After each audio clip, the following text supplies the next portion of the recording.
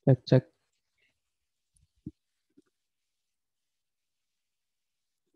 Suara saya kedengaran? Kedengaran, Pak. Kedengaran, Pak. Oke, kita mulai saja ya obrolan kita hari ini. Bismillahirrahmanirrahim. Assalamualaikum warahmatullahi wabarakatuh. Waalaikumsalam warahmatullahi wabarakatuh.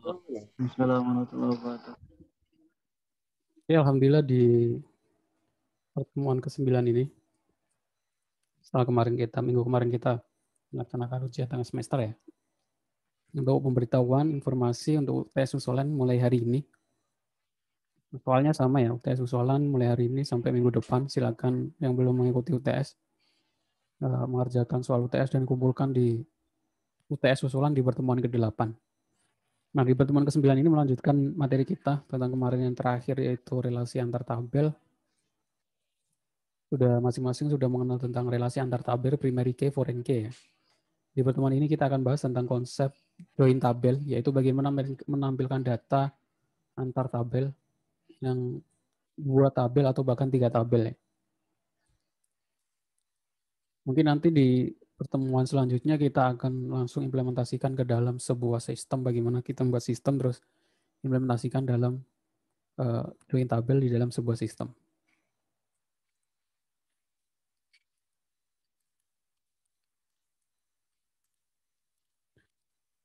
Join tabel itu sebenarnya ada ini ya, gambar umumnya ini sudah terdapat di sini.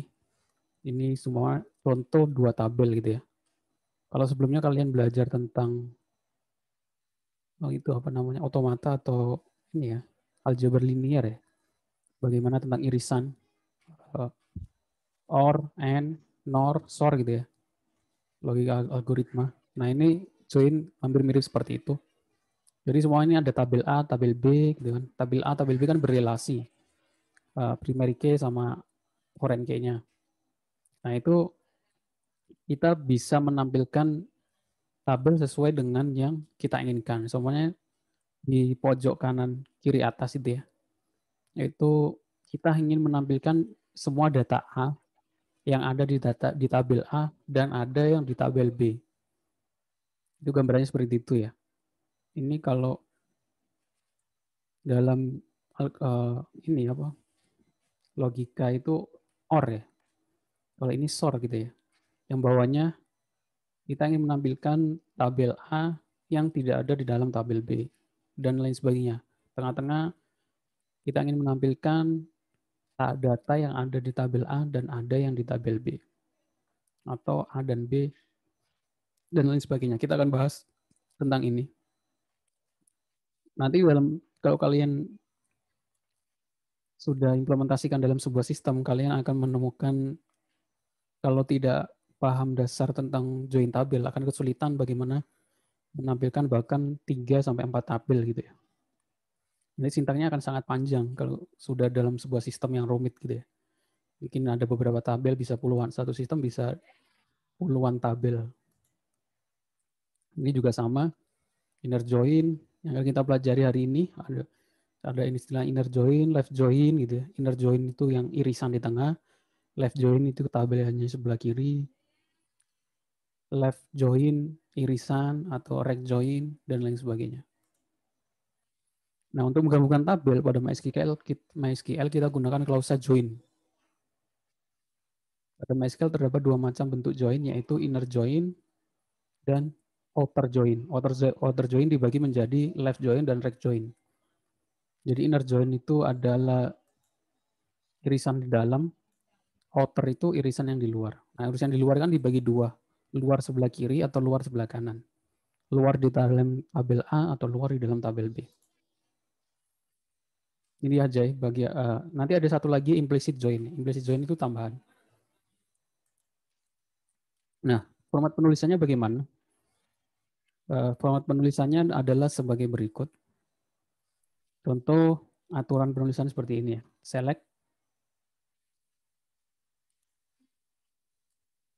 Select nama kolom, bisa itu bintang atau select ID user, nama user, dan lain sebagainya. From tabel, ambil A gitu ya.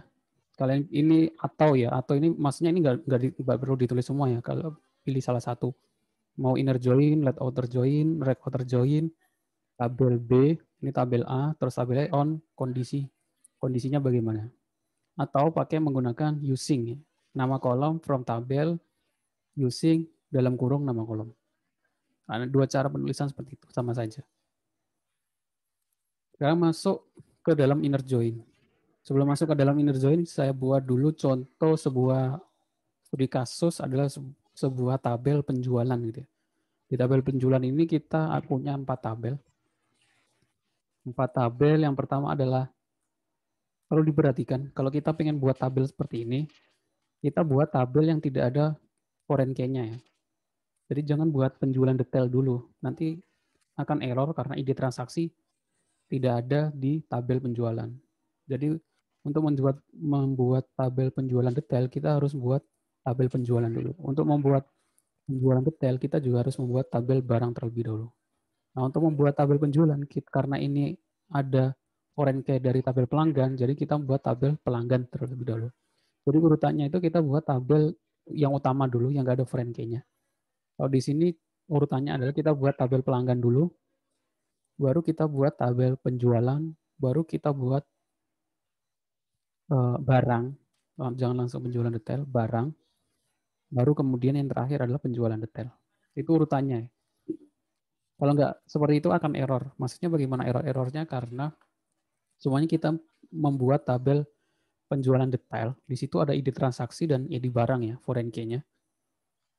Nah, foreign key ini kan merujuk kepada tabel tujuan yang dia menjadi primary key. Di sini ide transaksi adalah primary key dari tabel penjualan. Kalau tabel penjualan ini kita nggak buat, maka akan terjadi error karena ide transaksi merujuk ke tabel penjualan yang belum dibuat. Sama, ketika kita membuat tabel penjualan detail, kita buat deklarasikan ide barang, ternyata barangnya belum ada.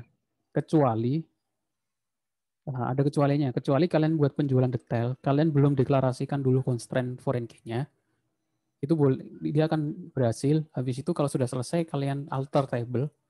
Jadi pakai alter table, tambahkan ide transaksi adalah foreign key dari ide transaksi. Dan ide barang adalah foreign key dari primary ide barang di tabel barang. Bisa seperti itu. Sampai sini sudah dimengerti ya? Dalam pembuatan tabel.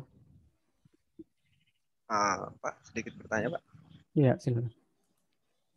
Berarti untuk urutan pembuatan nggak masalah, asalkan untuk deklarasi relasinya di belakang ya, kayak tadi Bapak maksud. Iya, boleh Kalau enggak, ya. Nanti bisa jadi error yang kayak kemarin itu yang 102 itu ya, Pak ya? Iya, akan terjadi error bahwa reference tabel yang dirujuk nggak ada. Seperti itu. Oke, Pak. Siap. Terima kasih, Pak ya. Ya, sama-sama. Sama juga ketika insert ya. Ketika kita insert data atau ngisi data, contohnya kita ingin ngisi data penjualan detail. Kita isi ide transaksi sama ide barang itu, semuanya ide transaksinya isinya 101 gitu ya. Kalau nggak ada di transaksi di tabel penjualan juga akan error ya. Jadi ide transaksinya harus sesuai dengan yang ada di tabel transaksi atau penjualan ini. Karena dia merujuk, kalau merujuk yang dituju nggak ada, maka akan terjadi error. Semua di sini ada barang. Barang di sini primary key-nya ID barang. ID barang dari 1 sampai 10 gitu ya. Datanya 10 data, ID barangnya 1 sampai 10. Terus kita mau ngisi data penjualan detail dengan ID barang 11. Nah, itu akan error karena ID barang 11 itu tidak ada di tabel barang. Kalau di MySQL seperti itu ya. Tapi nanti kalau di program itu nggak akan terjadi kalau kita menggunakan drop down ya. Drop down-nya adaptif. Jadi drop down itu ya menu yang turun ke bawah seperti itu, form turun ke bawah. Terus datanya kita ambil dari ID barang. Jadi user nggak input manual, tapi ngambil sesuai dengan yang ada di dalam ID barang. Itu bisa diatasi kalau dalam pembuatan sistem dengan bahasa pemrograman yang dipilih. Nanti akan di pertemuan selanjutnya kita akan langsung implementasikan ke dalam bahasa pemrograman. Nah, ini contoh Tabelnya ini contoh datanya untuk kita implementasikan inner join dan outer join. Ini ada tabel barang, pelanggan, penjualan. Ada penjualan detail. Lupa belum dimasukin ya. Selanjutnya yang pertama adalah inner join, disebut juga dengan cross join. Inner join itu yang ada di dalam tabel A dan ada di dalam tabel B. Kalau dalam logika itu namanya, ya ada yang bertanya kalau ingin membuat foreign harus urut ya Pak datanya. Ya harus urut. Oh maksudnya harus urut itu datanya harus ada di tabel tujuan gitu ya. Kalau ide transaksi primary key itu biasanya biar lebih mudah kita itu biasanya menggunakan kecuali kalau ada aturan khusus gitu ya. Kalau nggak ada aturan khusus buat dengan auto increment ya. Auto increment itu dia otomatis ngisi 1, 2, 3 setiap data baru dia otomatis ngisi. Jadi kita nggak perlu ngisi. Itu untuk mempermudah kita ya. Biasanya kita menggunakan auto increment kalau untuk primary key, jadi nggak perlu kita isi. Biasanya kita isi langsung ke data. Semuanya pelanggan di sini. Di pelanggan kita buat auto increment di dalam MySQL. Ya kita tinggal isi nama dan email. Jadi insert into ide pelanggannya kita kosongin, dia otomatis ngisi nama email. Kita hanya perlu menginputkan nama dan email. Dia nanti otomatis urut. Kalau kita nggak buat auto increment, kita buat ini harus inputkan manual 1, 2, 3 gitu. Tetap harus kita inputkan. Kalau kosong dia akan error. Jadi primary key itu nggak boleh kosong. Nah, inner join atau cross join itu seperti N ya. Jadi harus ada di dalam dua-duanya. Nah, pada MySQL penulisan inner join dapat dilakukan dengan dua cara, inner join atau cross join. Yang paling sering dipakai ya inner join. Atau cukup menggunakan klausa join. Bisa juga seperti itu. Nah, contohnya bagaimana? Contohnya seperti ini. Kita punya tabel yang tadi. Sebagai contoh, kita akan menampilkan data pelanggan yang melakukan pesanan. Kita akan menampilkan data pelanggan yang melakukan pesanan. Otomatis kita menampilkan dua tabel ya. Kalau kita menampilkan pelanggan tok, yang muncul ya pelanggan tok. Kalau melakukan pelanggan dan melakukan pesanan, otomatis ya di pelanggan, tabel pelanggan kita join dengan tabel penjualan.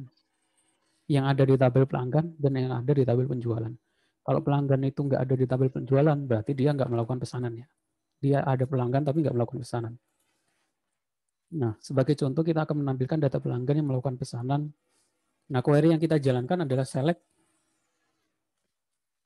Itu ada dua cara ya. Ada yang menggunakan identifikasi seperti ini, ada alias, PL, itu pelanggan. Ada yang langsung tanpa alias ya, langsung aja tulis select pelanggan, titik di pelanggan. Artinya kita ingin menampilkan ID pelanggan di tabel pelanggan, koma, nama, tanggal transaksi, dan total transaksi. From pelanggan, spasi PL itu menuju ke alias yang di atas, join tabel penjualan, aliasnya PN, on, ini adalah ini ya, aturan penulisannya bisa on, bisa using. ID pelanggan di tabel pelanggan sama dengan ID pelanggan di tabel penjualan. PN titik ID pelanggan. Boleh juga pelanggan titik ID pelanggan. Jadi aliasnya kita hilangin from pelanggan join penjualan. Tapi kita harus tulis lengkap juga pelanggan titik ID pelanggan dan penjualan titik ID pelanggan. Nanti ada yang muncul ada ID pelanggan, nama, tanggal transaksi, total transaksi. Dari contoh di atas terlihat bahwa pelanggan dengan nama delta tidak muncul. Hal ini disebutkan pelanggan tersebut tidak pernah melakukan transaksi. Di sini ada alpha, Charlie, beta, sama alpha ya. Kalau kita lihat deskripsi nama tabelnya, ini tabel pelanggan di sini. Perhatikan di tabel pelanggan itu ada 4 user, 4 pelanggan, alpha, beta, Charlie, delta ya. Tetapi di tabel transaksi, penjualan, di pelanggan itu cuma 1, 3, 2, 1. Yang keempat tidak ada. Berarti delta ini kan tidak melakukan transaksi. Itu contoh dari inner join. Kenapa delta tidak muncul di dalam ini? Karena delta tidak melakukan transaksi atau tidak muncul ID-nya di tabel penjualan. Seperti itu. Sampai sini mengerti ya? Maksudnya untuk join tabel, inner join.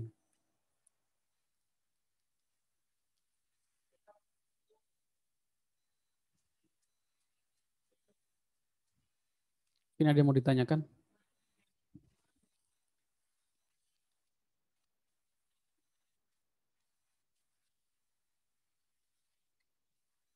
Kalau nggak ada, saya lanjutkan dengan outer join. Nah, outer join itu dibagi menjadi dua ya.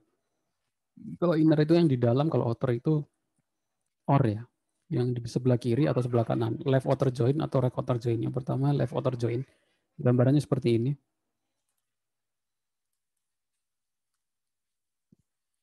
Left outer join dapat ditulis menggunakan dua cara, yaitu dengan left outer join atau dengan left join. Contohnya bagaimana? Contohnya kita pengen menampilkan semua data pelanggan beserta data transaksinya. Nah, di sini ID pelanggan, nama, tanggal transaksi, total transaksi. Yaitu kita ambil dari tabel pelanggan dan tabel penjualan. Jadi di sini select VL ID pelanggan, nama, tanggal transaksi, total transaksi, from pelanggan, left join. Jadi menampilkan semua tabel yang ada di dalam penjualan using ID pelanggan. Nah, kalau kita menggunakan using, kita nggak perlu menuliskan where kondisinya ya, ID pelanggan sama dengan ID pelanggan di tabel penjualan. Cukup dengan using primary key, ya, itu ID pelanggan.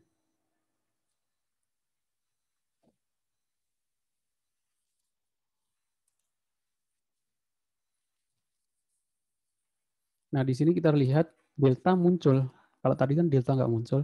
Kalau di sini delta muncul walaupun dia tidak melakukan transaksi di tabel penjualan karena kita menggunakan left outer join. Jadi semua yang ada di dalam tabel B yang ID pelanggannya muncul semua ditampilkan walaupun dia tidak melakukan transaksi sama sekali. Itu perbedaannya.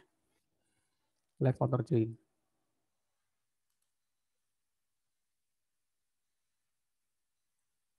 Selanjutnya right outer join.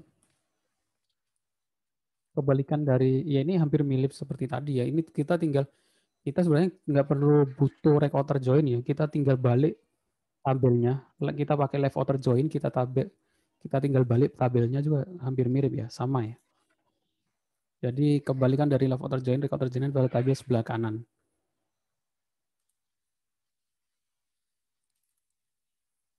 Jadi contohnya seperti ini. Select pelanggan, ID pelanggan, nama, tanggal transaksi, total transaksi from pelanggan, right join penjualan. Bentar nggak kelihatan.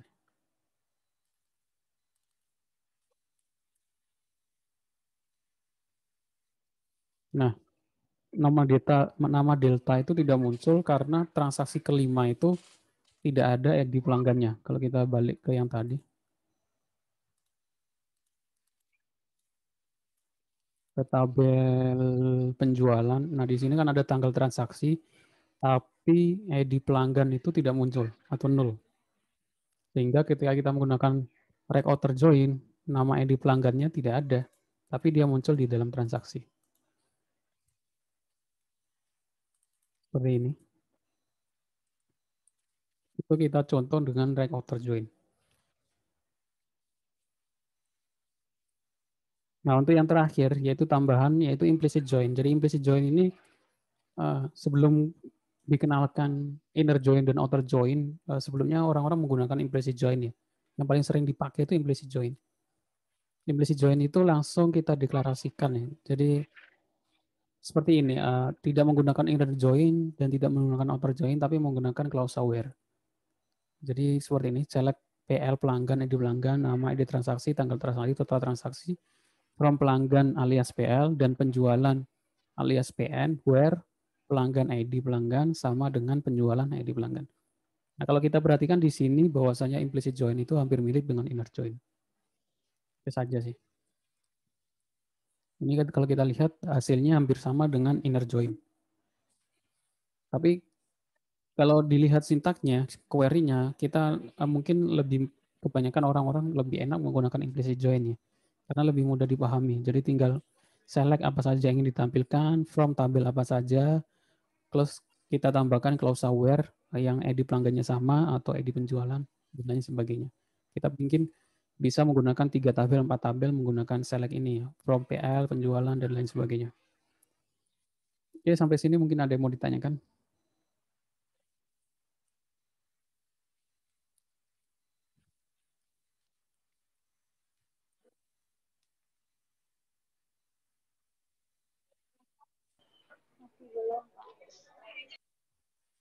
nggak ada yang ditanyakan. Biasanya kalau nggak ada yang ditanyakan nanti ketika dikasih tugas masih banyak yang masih kurang tepat ya. Nah, selanjutnya untuk tugas ke-7. Tugas ke-7 masuk ke dalam database. Ini yang perlu diingat. Jadi tugas pembuatan database di tugas 2 itu dipakai lagi ya, dipakai terus ya. Masuk ke dalam database di tugas 2 yaitu username, nama underscore name. Setelah itu buka link berikut. Nah, di link di sini itu ada sintak dalam pembuatan tabel ini. Sintak pembuatan tabel yang studi kasus ini. Ada sintaknya, ada query-nya, SQL-nya, termasuk insert datanya. Kalian lakukan create tabel dan insert data sesuai dalam link yang ada di sini. Di dalam database username sama underscore name ya. Itu untuk menunjukkan bahwa itu kalian buat sendiri gitu ya. Kalau username atau underscore name-nya mahasiswa atau nama database-nya mahasiswa, NIM atau tabel apa saja itu saya ragu itu punya kalian atau punya milik orang lain gitu ya. Jadi untuk membedakan bahwa kalian mengerjakan sendiri-sendiri itu kalian masuk ke dalam database nama underscore NIM masing-masing. Setelah itu lakukan contoh dari join tabel yaitu yang pertama inner join, left outer join, dan right outer join. Jangan lupa ditampilkan screenshot-nya ya. Jadi sama sih kalau kalian buat program ada tugas pemrograman kan nggak mungkin kalian tampilkan outputnya hanya outputnya gitu ya tanpa shortcode-nya. Makanya sama seperti itu di data basis data juga jangan cuma ditampilkan select bintang hasil akhirnya, tapi ketika kalian buat tabelnya insert datanya juga ditampilkan lampirannya ya. Seperti itu. Ini untuk tugas ke-7 ya. Tugas ke-7 di pertemuan ke-9. Oke, sampai sini mungkin ada yang mau ditanyakan. Pak, berarti nanti untuk kedepannya tugas 7 sampai ke UTS, sampai ke UAS, batas waktunya di UAS lagi ya Pak ya? Iya, tugas iya sampai UAS. Oh, siap. Terima kasih Pak. Iya, sama-sama. Juga disiapkan pilih studi kasus, masing-masing pilih studi kasus ya. Studi kasus yang akan mau diambil, rencana nanti langsung saya kasih tugas untuk implementasikan ke pembuatan sistem ya. Jadi dari sekarang kalian pilih studi kasus yang mau diambil, boleh apa saja. Yang penting nanti saya kasih saran sih buat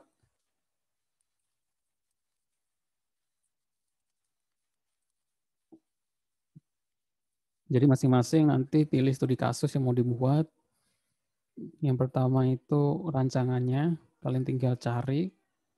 Jadi nggak dari awal ya. Kalau dari awal nanti kalian pelajari di rancangan basis data. Ada mata kuliah perancangan basis data. Karena ini sistem basis data, kalian cari contoh desain database masing-masing ya. Ini tugas individu. Mungkin untuk mulai minggu depan. Minggu depan libur ya, minggu setelah lebaran gitu ya. Kalian pilih salah satu ya. Semuanya saya pengen perpustakaan.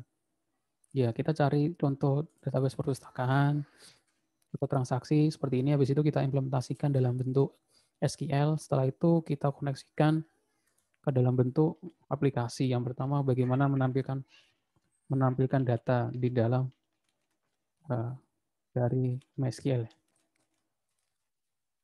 Nanti tugas selanjutnya adalah setelah bisa menampilkan data gitu ya.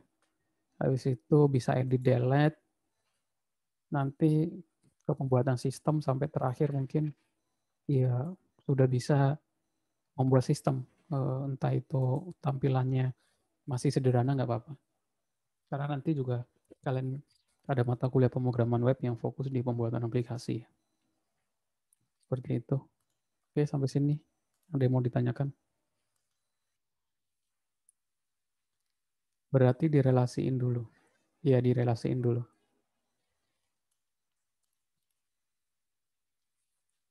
Yang lain mungkin ada yang mau ditanyakan?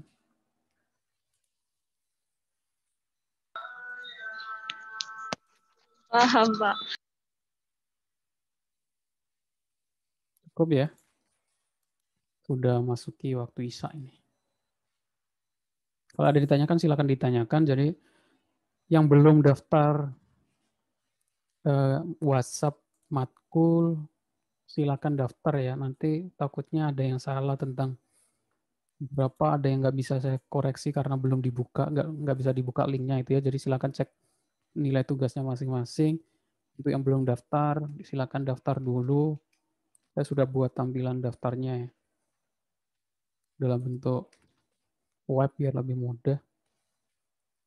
Kalian klik di sini ada menu daftar. Kalau sudah terdaftar nanti ada belasannya nomor sudah terdaftar ya. Jadi kalau mungkin kalian ganti nomor, kalian bisa daftar di sini. NIM-nya itu harus sesuai. Nama mahasiswa, pilih kelasnya, jangan keliru pilih kelasnya. Terus WhatsApp nomornya ya, bisa pakai 62 atau bisa pakai 08. Setelah itu kalau berhasil nanti ada WhatsApp balasan bahwasannya pendaftaran berhasil. Habis itu kalian bisa cek dengan keyword nilai. Di situ ada nilai tugas sama kehadiran. Oke. Ada lagi mau ditanyakan?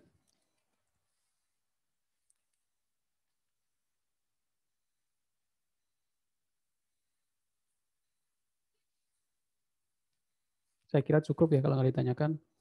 Silakan langsung dipraktekkan tugasnya biar nggak numpuk-numpuk. Jadi kalau ada revisi, ada waktu gitu ya.